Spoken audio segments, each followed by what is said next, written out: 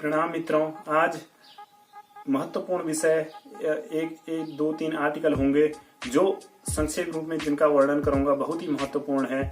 और एक गीत, हिंदी गीत, उसकी लिरिक्स के रूप में कुछ पंक्तियां होंगी और एक पोएम होगी, एक कविता होगी, वीर रस से ओतप्रोत कविता होगी। तो सर्वप्रथम मैं अपने आर्टिकल्स पे आता हूँ। नंबर 1 पर है, जैसे कल मैंने न्यूज में पढ़ा था और देखा भी था कि आजकल जो प्रदूषण का स्तर है वो काफी कम हो गया है। नदियां थोड़ा निर्मल सी हो गई हैं, लेकिन ये तो कोई नहीं चाहेगा कि आवागमन न हो, ट्रांसपोर्टेशन न हो और इस बीमारी का असर यूं ही बना रहे। खाली मैंने उदाहरण यही दिया था कि कितने दिनों तक इतना आवागमन, इतनी प्रदूषण से युक्त जो वाहन है उनका न चलने से इतना असर हो गया। और न केवल प्रदूषण के संदर्भ में ही कुछ सुरक्षा मिली है, बल्कि जो ऊपर ओजोन लेयर होती है, इसको जो विज्ञान से संबंधित बंधुवर होंगे अथवा शोधार्थी होंगे अथवा जिन्हें सामान्य नॉलेज विज्ञान के बारे में होगा वो तो आसानी से समझ जाएंगे। उसमें से जो होल था वो काफी बढ़ चुका है और उसका बुरा असर इसलिए होता है कि उससे पराबैंगनी किरणें निकलती हैं। अगर उस पर थोड़ा छिद्र वगैरह हो जाए या वो ज्यादा मात्रा में छितर जाए, जो हमारे लिए बहुत ही हानिकारक होती हैं, उसके कारण ब्लड कैंसर भी हो सकता है और तमाम अन्य बीमारियां होती हैं। और नंबर 2 पे है कि हमारे अंदर, प्रत्येक व्यक्ति के अंदर कुछ हार्मोन्स होते हैं और उनका सीधा कनेक्शन हमारे दिमाग से होता है। तो जो हमारे पैसियन होते हैं, हमारे मनोवेग होते हैं, मनोवेग में आता है काम, क्रोध, मद, लोभ आदि आदि आते हैं। और भी मनोवेग में और भी कई हैं, जैसे किसी का भावुक हो जाना। तो ये प्रत्येक व्यक्ति में एक समान नहीं रहते, अलग अलग रहते हैं। तो आपने कभी नोट किया होगा, किसी को जैसे क्रोध जल्दी आ जाए, गुस्सा जल्दी आ जाए, किसी को थोड़ा टाइम लगता है, किसी के अंदर सहन करने की क्षमता ज्यादा होती है, किसी के अंदर कम होती है। और यह व्यक्ति के व्यक्तित्व पर काफी प्रभाव डालता है, लेकिन अनुभव से भी व्यक्ति इनमें संतुलन बना सकता है। और ये जो कल मैंने आपको बताया था कि मीठी मीठी सौंधी सी खुशबू जो वातावरण से निकलती है, उसकी जो एक फीलिंग होती है, जो हमें कुछ यादों से झंझोड़ कर देती हैं, तो उसका संबंध भी हमारे हार्मोन्सों से भी है। तो ऐसी परिस्थिति आ जाने पर, ऐसा माहौल क्रिएट हो जाने पर ऐसी फीलिंग वाली कंडीशन उत्पन्न होती है। और अब अंत में मैं बताना चाहूंगा, जैसे मेरा जो प्रयास रहता है अधिकतर यही रहता है कि आपको मोटिवेशनल करूं या थोड़ा मनोरंजक कर सकूं अथवा कविताओं के माध्यम से प्रेरणा देता रहूं। लेकिन मैंने जो मेरे फेसबुक फ्रेंड होंगे, आप प्रदीप बिजनौर करके फ्रेंड रिक्वेस्ट भेज के उससे मेरे साथ आप फ्रेंड सर्किल में आ सकते हैं। तो वहाँ मैंने एक चीज़ पोस्ट करी थी कुछ दिनों पहले, जो नूतन ही है। तकरीबन जितने भी मेरे आर्टिकल होते हैं उनको मैं आपको बता दूं कि ये नूतन होते हैं, नवीन होते हैं, इनोवेशन को लिए होते हैं। और बाकी जितनी मेरी रचनाएं हैं, चाहे गीत हो चाहे कविता हो, ये रजिस्टर्ड होती हैं। और मैंने पिछली बार जो डिलीट वीडियो करे थे अपने चैनल से, उसमें भी मैंने आपको बताया था कि इसमें कोई कॉपीराइट मेरा नहीं कर सकता, क्योंकि मेरी रचनाएं सर्वाधिकार सुरक्षित हैं और रजिस्टर्ड भी करी हुई हैं। चाहे वो एक क्लू मैंने आपको ये भी दिया था कि एक मेल से दूसरी मेल अथवा दूसरी मेल से पहली मेल में भेज देता हूँ। तो जो गाने की बात जहाँ तक है, मैं आपको समझा दूँ। आपने शायद कभी सुना हो या न सुना हो, उन्होंने सुना हो, चाहे जिसने मेरे फेसबुक अकाउंट में मेरे साथ रहा हो अथवा उसने लाइक, कमेंट अथवा ऑब्जर्व करा हो।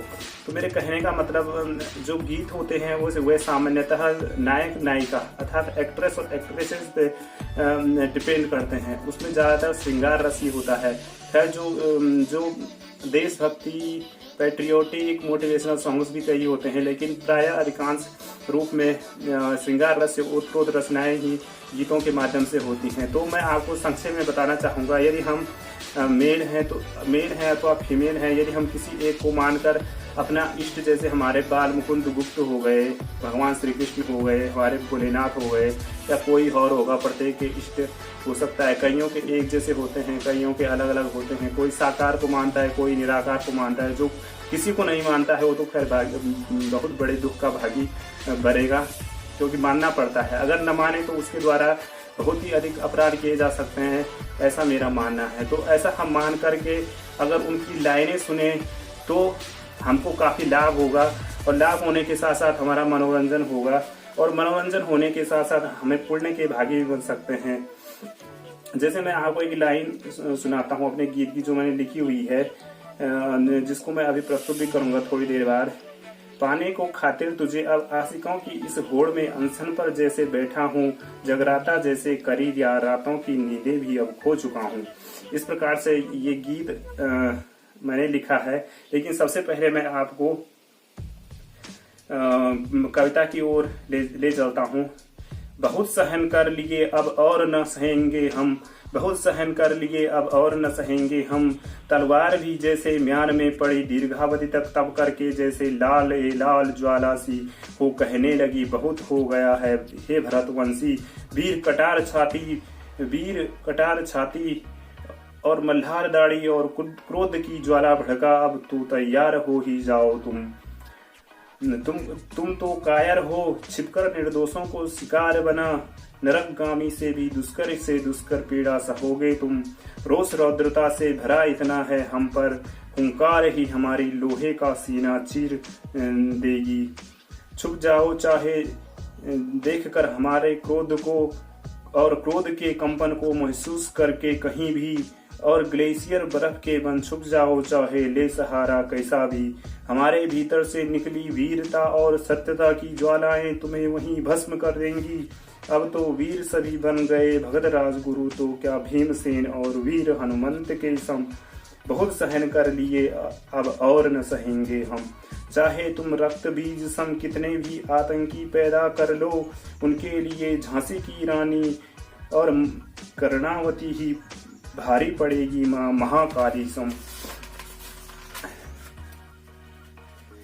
हे मेरे प्यारे वतन, तेरी आन बान और शान पर हमें नाज है। हमारी उदारता का त्रुटि समझ जिसने भी फायदा उठाया, समझ लो अब उस पर गिरने को आतुर जैसे हमारे प्रचंड क्रोध की गाज है। कण कण में जिस पवित्र भूमि पर हमारे वीरों द्वारा विजय प्राप्ति के दौरान लहू की बूंदें निःसृत हो गिरी, उसी माटी का अन्न खाया हमने, तभी हम बुरी नजर उठाकर देखने के डर से दुश्मन रहते जैसे हमसे सहमे।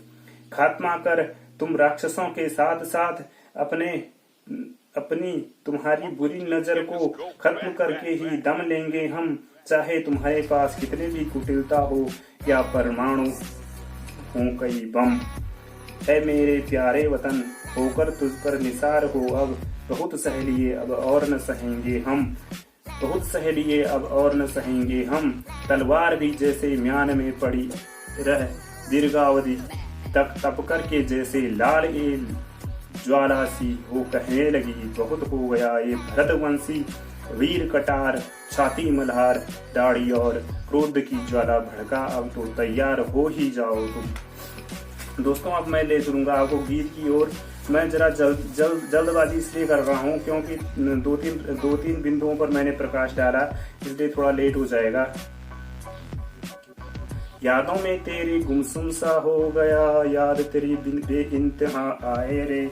चले जब तू मोरनी की चाल से तो तेरे झुमके झूम झूम जाए रे। झलक तेरी देखने को कब से बेखबर सा बैठा था, अब तो देख तुझे अवैसम सा हुआ जाए रे। गुमसुम सा हुआ अब तो तेरी याद बेइंतहा आए रे।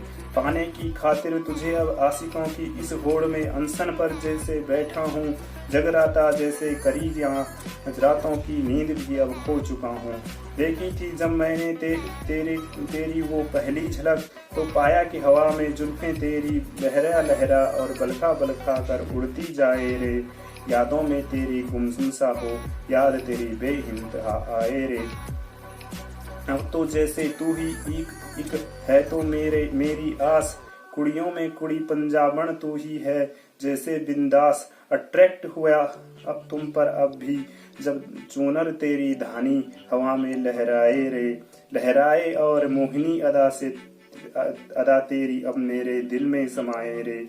हरियाणवी तेरा अंदाज, घुंघरुओं की मीठी सी खनकती सी आवाज, लगा मुझे अब तू भी मेरे ऊपर इम्प्रेस हो गई, तभी तो बिना बजाए ही बज उठा आनंद, ये आनंद का कोई साज।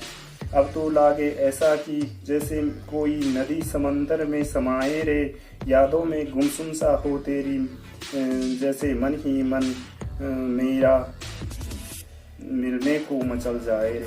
धन्यवाद दोस्तों, प्रणाम। और आपके सब्सक्राइब और शेयर मुझे प्रोत्साहन देंगे, उत्साह देंगे, और मैं कोशिश करूंगा कि हर एक दिन के बाद जैसे मैं रचनाएं प्रस्तुत करूं, और ही मनोरंजक हो, और ही ज्ञानप्रद हो, और उनमें और ही नवीनता, नूतनता, प्रेरणास्पद, और सबसे बड़ी बात वो उनमें थोड़ा निखार आ जाए।